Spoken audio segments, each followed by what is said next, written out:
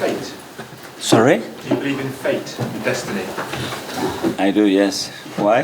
Did today feel like one of those days where your team had something like that? I don't know. It was an extraordinary day, a beautiful experience at the end.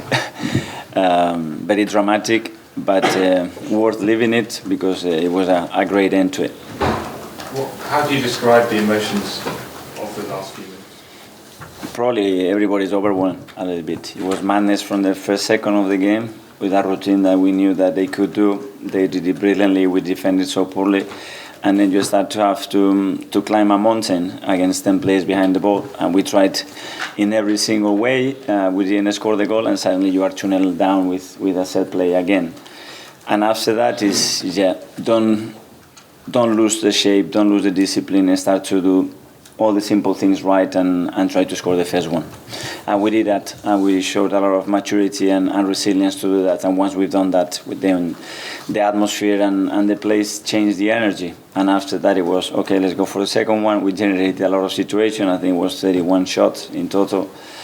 And we scored the second one. It was, okay, throw the toys out and let's go for it. And I thought the subs made a huge impact today. So happy for Reiss after the difficult months that he's had, and an incredible day at the end. I think that's the fifth time this season you've come back from a goal down to win the game. What does that say about the character of these players? A lot. I think the team showed, an individual showed today a different level of willingness to win, determination, and as well initiative. Because when the game gets ugly, there is a moment that you can lose momentum. You can start to hide and start to navigate through the game. And the players didn't do that. They wanted the game. They wanted every time the ball, they took risks, they took initiative, they kept trying till we broke them down. So it was great to see that from the team.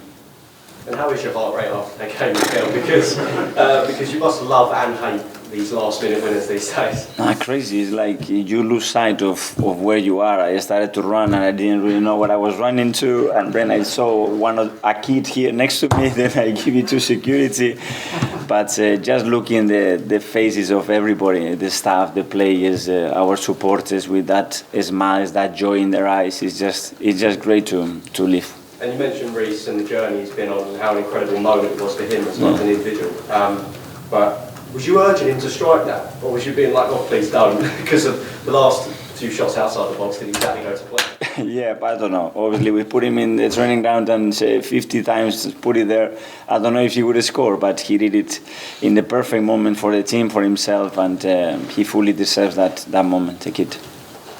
Well, so there were 6 minutes added on, and you scored in the 97th minute. And a common theme that we're seeing this season is a lot of teams and managers trying to waste time early on from the beginning of the first half.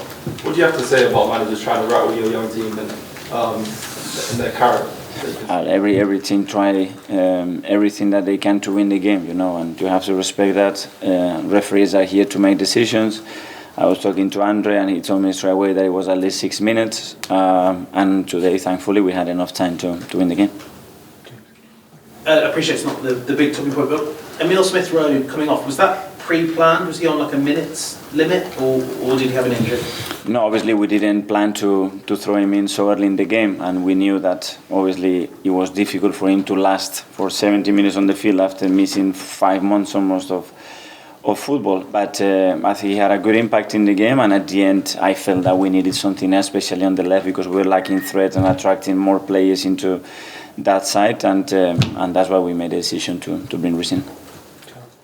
Okay, you've been here a long time as a player and as a manager. Have you ever seen or heard the stadium like that? Is that ranked as the very top moment in this stadium? Probably yes, the loudest and the most emotional moment that we have lived together. Obviously, the journey that we've been in together, and how the supporters and the team are gliding together. Adding the important moment that we had today, it was really special. And just on Leandro, is there any update on him? Obviously, without Eddie as well, that's a bit of a worry, isn't it? Yeah, it is a worry. Obviously, he came to me straight away and said, listen, I cannot continue. I felt something when I was striking back after the corner, and we had to take him off, so we have to assess him and see how he is.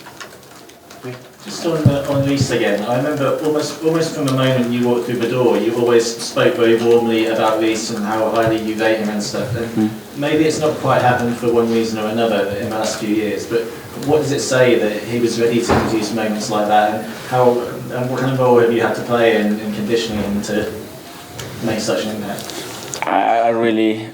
I always saw the potential, the talent, and the desire for him to do it, but I think he's in a different level right now. I think emotionally, I think the experiences that he had helped him, and football-wise, yeah, it was my decision the last 2 games not to put him in the squad because we had other options.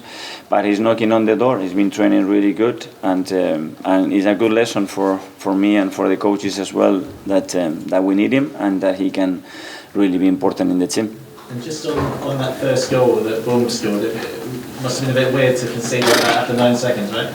Credit to them.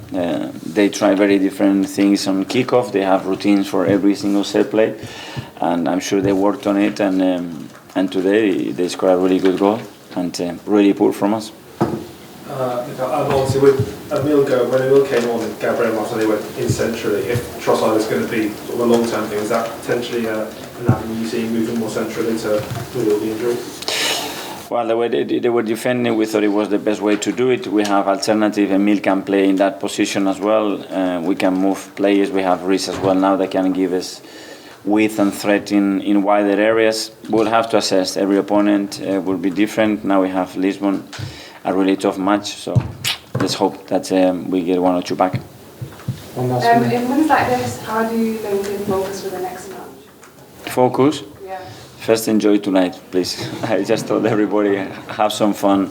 When you go through moments like this, you have to enjoy it because it's not a lot in football. And tomorrow we go back to work. Reiss Nelson. Sort of following on from that, what can the manner of a win like this, winning it so late, coming back from 2-0 down, do for the belief and the momentum in a title race?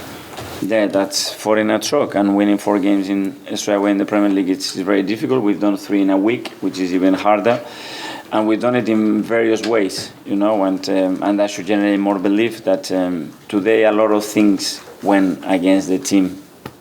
Our fault in the first one, then the fact that we were in scoring, the situation with Leo, then in the first set play that they had when they scored, and the team still found a way to win the game, and that's really positive. Thanks everyone. Yeah, thank you.